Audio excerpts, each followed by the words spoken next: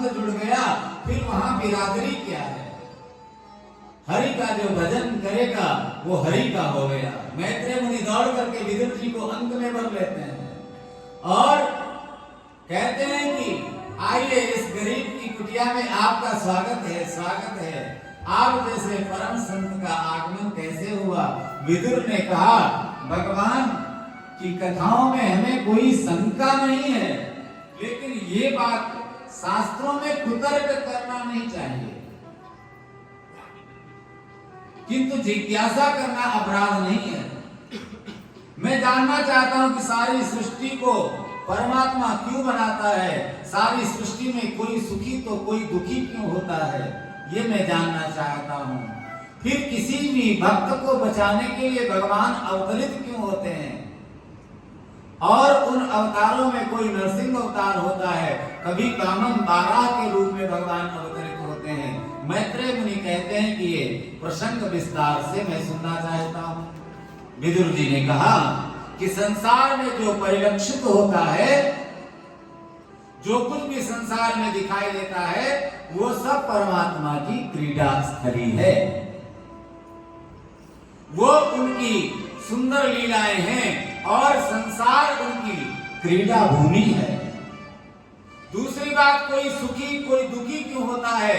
उसके उत्तर में आदरणीय श्री सुखदेव जी महाराज कहते हैं, परमात्मा किसी को दुख नहीं देता, परमात्मा किसी को सुख नहीं देता। परमात्मा जो कुछ भी है उसको देखता है और जो जैसा कर्म करता है उसी के अनुसार उसको फल मिलता है। तीसरी बात, तुमने पूछा व्यक्ति को बचाने के लिए परमात्मा अवतार क्यों लेता है? भगवान अवतार तो बख्शों की रक्षा के लिए लेते ही रहते हैं। अवतारों में भगवान ने वराह रूप धारण किया, भगवान ने वराह शूकर का रूप बनाया। इसका भी एक विचित्र कारण है। कश्यप महाराज की दो पत्नियां हैं, दिति और अदिति। एक दिन दिति ने कश्यप जी से कहा, मुझे संतान सुख चाहिए, संतान की कामना कही। कश्यप जी ने कहा, देवी यह समय सायंकाल का है, यह समय काम सुख के लिए नहीं है, राम सुख के लिए है।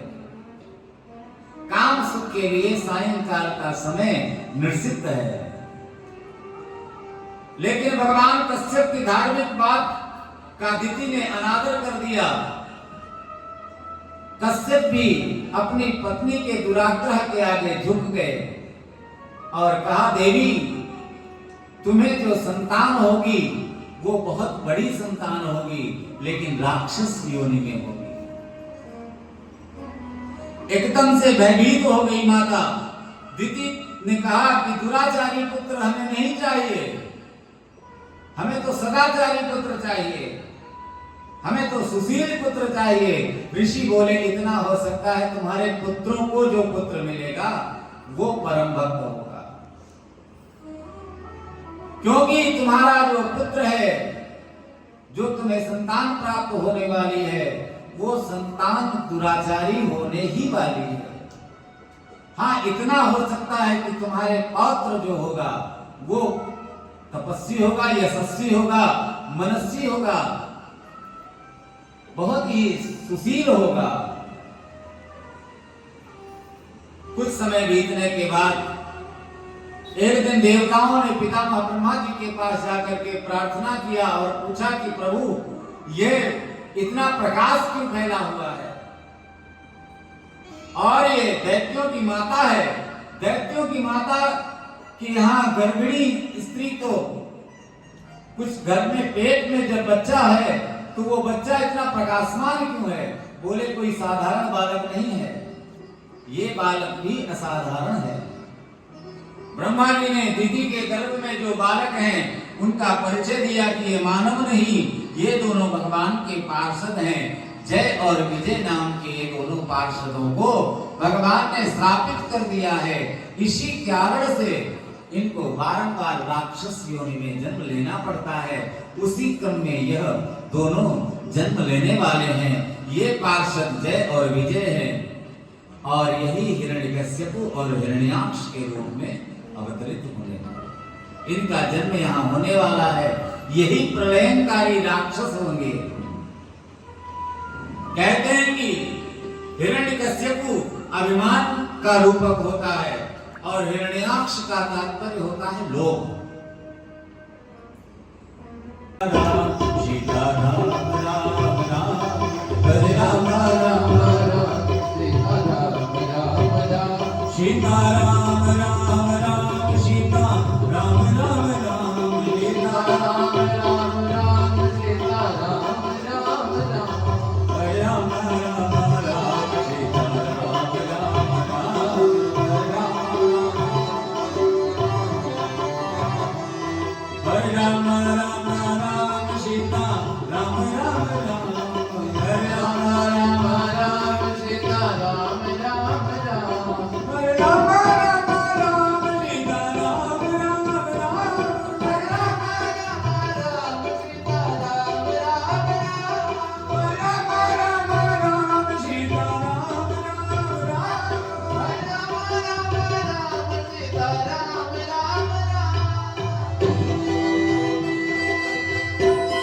राम राम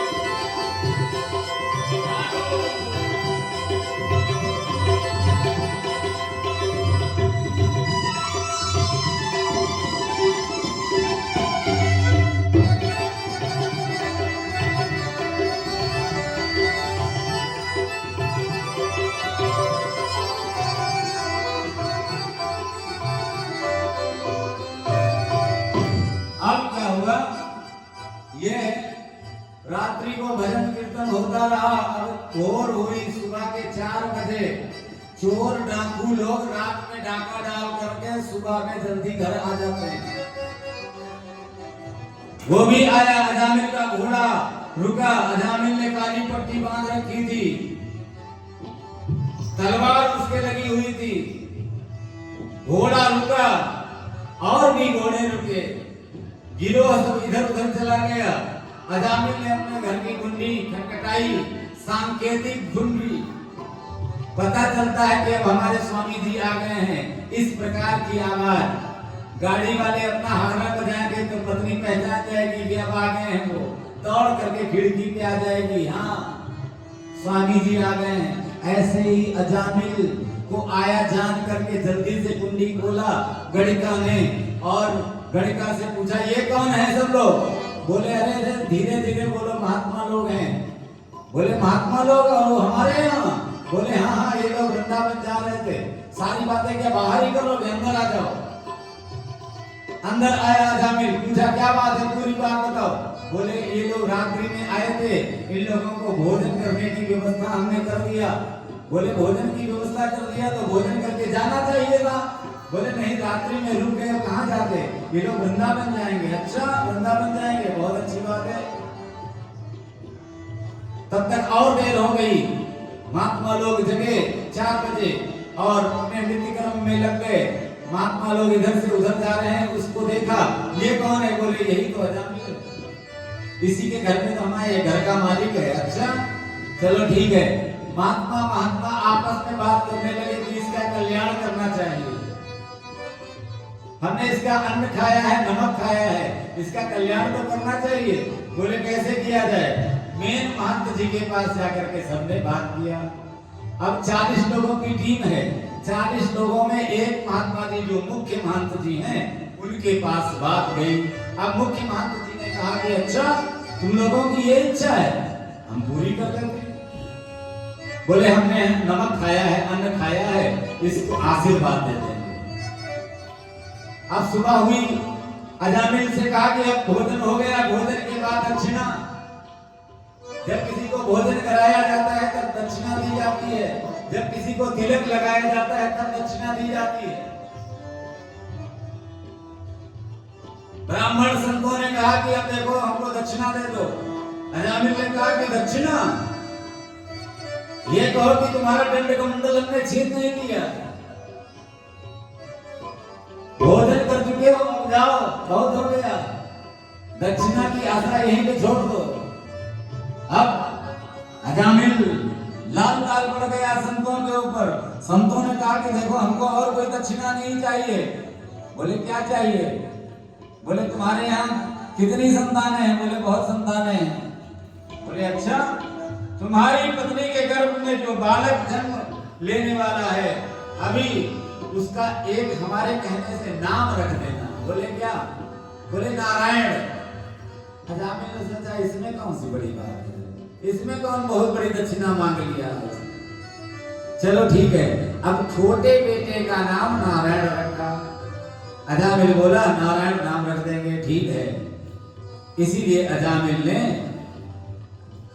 स्वीकार कर लिया और महात्मा लोग कीर्तन करते हुए वहां से चले गए। हरे राम राम राम सीता राम राम राम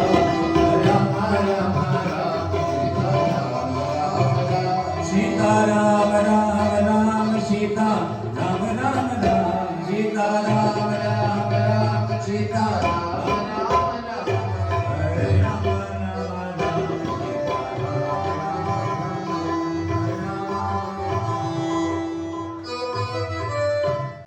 वो मेरे ही ऊपर रख दो। कहते हैं कि सजल मृत्यु से भगवान ने उसके ऊपर अपना चरण रखा है। सारी संपत्ति भगवान की है, विश्व का विधाता है वो, जगत का नियंता है वो, सबका मालिक है वो। और कितना भाग्यवान है बलि। बलि राजा दान करके अपने आप को समर्पित कर दिया। कहते हैं कि ये शरीर ही भगवान को अर्पण कर दिया। शरीर के द्वारा कमाई गई संपत्ति भगवान ने पहले ले ली। भगवान से कितनी सुंदर बात कही कि आपने हमारी सारी संपत्ति ले ली है, लेकिन अभी मैं बाकी हूं, मुझे भी अपना लो। बलि राजा को भगवान ने अपनाया। कहते हैं कि बलि तो चाहता था आकाश मार्ग में रहने के लिए विचार था, लेकिन प्रभु ने उसको पाताल लोक में भेज दिया, सुतल लोक का स्वामी बना दिया। भगवान से कहा कि आप मेरे सामने हमेशा रहो, ऐसा वरदान दे दो। भगवान ने कहा कि ठीक है, हम तुम्हारे प्रहरीदार बन जाएंगे। भगवान द्वारपाल बन गए। ऐसी कथा आती है। बलि राजा को भगवान ने आशीर्वाद दे दिया और सुतल लोक का राज्य दे करके भगवान ने उसके ऊपर कृपा की। उसके बाद बहुत समय तक नारायण जब बैकुंठ नहीं पहुंचे तो लक्ष्मी जी को लगा कि कहां खो गए, चलो देखते हैं। नारद जी ने आकर के बताया, माँ वो तो बलि राजा के यहाँ प्रहरीदार बनकर के, द्वारपाल बनकर के खड़े हुए। अच्छा, रक्षाबंधन का त्योहार आया, लक्ष्मी जी बहन बनकर के पहुंची और वहां राजा बलि के यहाँ सुतल लोक में ये बने हुए द्वारपाल के रूप में जो खड़े हुए नारायण हैं, इन्होंने देखा लक्ष्मी जी को, लक्ष्मी जी ने इनको देखा और देखने के बाद में लक्ष्मी जी को देखते ही नारायण को बहुत लाज आ गई, शर्म आ गई। शर्म के मारे मुखार बिंद जो है ये झुक गया। झुके हुए भगवान खड़े हैं, भगवान का सिर झुक गया और झुके हुए सिर लज्जित हुए मानो खड़े हुए हैं। और लक्ष्मी जी ने कहा कि अभी बताती हूं मैं तुम्हें, अभी बताती हूं। और लक्ष्मी जी गई और बलि राजा को रक्षाबंधन की राखी बांधी, मिठाई खिलाया, रुई कान पे लगाया, तिलक लगाया। और उसके बाद में जब दक्षिणा देने की बारी आती है ना, तब भाई को दक्षिणा देता है बहन को। दक्षिणा के लिए जब सोने की मोहरें असरपियां देने लगे तो बलि राजा से बहन ने कहा कि लक्ष्मी जी कह रही है कि भैया भैया मुझे ये नहीं चाहिए, तो क्या चाहिए? मुझे एक सेवक चाहिए। सेवक? अरे इतने सब सेवक है, चाहे जो सेवक ले जाओ। बोले इतने में वो जो खड़ा है द्वार पे वो चाहिए। अब वही भगवान जो ये वामन है, यही भगवान नारायण वहां द्वारपाल के रूप में जो खड़े उनको बुलाया बलिराज, ए द्वारपाल यहाँ हो। आए ऐसे सर झुकाए खड़े हैं भगवान। अब भगवान से कहा कि देखो ऐसा ही है, हमारी बहन है, अब तुम इनके साथ में जाओ। बोले कुछ नहीं, सर झुकाया। अब लक्ष्मी जी के साथ में भगवान चल रहे हैं, अब वो परहेजगार चल रहे और इधर लक्ष्मी जी चल रही। लक्ष्मी जी आगे बंठन के चल रही हैं, ये तो वॉचमैन के कपड़े पहने हैं, तो सर अभी भी झुका हुआ। जब बाहर निकले तब असली रूप में आए, कहा यहाँ बदनामी कराने हमारी आई थी, चलो रूप भी बताते हैं तुमको। लक्ष्मी जी नारायण को लेकर के बैकुंठ में जाती हैं। श्रीमन नारायण नारायण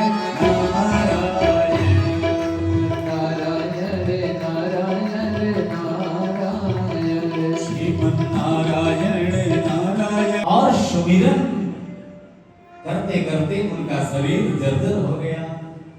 अस्थि मात्र होई रहे शरीरा, तदपि मनागम नहीं पीरा। ठाणे रहे एक पग दो,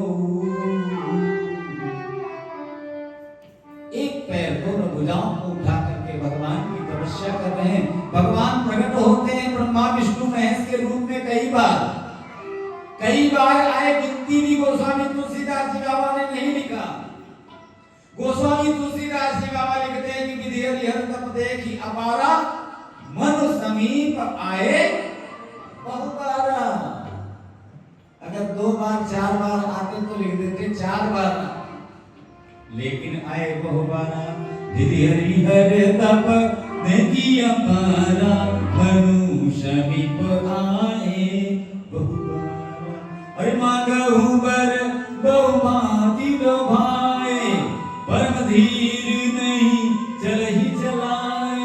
अस्थि मात्र हुई रहे शरीरा, तदपि मनागम नहीं पीरा। तदपि मनागम नहीं पीरा। मांगो मांगो, क्या चाहते हो? उनका जर्जर शरीर हो गया। ब्रह्मा विष्णु महेश अनेकों बार आए और चले गए। मनु जी ने वरदान नहीं मांगा। हाँ, उनके शरीर से एक आवाज निकल रही थी। वो आवाज शिव जी से कह रही थी कि हमको वो दर्शन करा दो जिसका आप स्वयं दर्शन करते हो। मानस में लिखा हुआ है, जो स्वरूप बस शिव मन माही, यही कारण मोहि जतन कराई। हमको उस रूप का दर्शन करा दो जिसका आप स्वयं दर्शन करते हो। तब ये तीनों स्वरूप एक में मिल गए और एक में मिल करके विश्वास भगवान के रूप में प्रकट हो गए। भगत वचन प्रभु कृपा निधाना, विश्ववास प्रकट भगवान।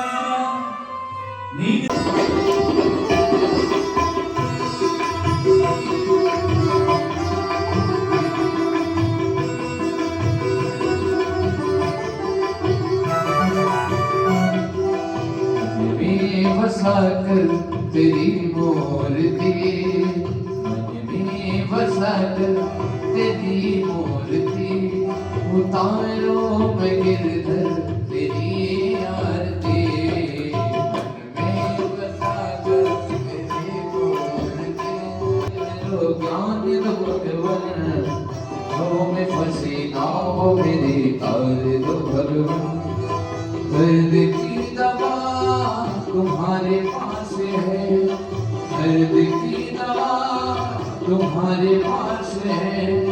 जिंदगी दया की है भीख मांगती, में बसा कर तेरी मूर्ति, उतार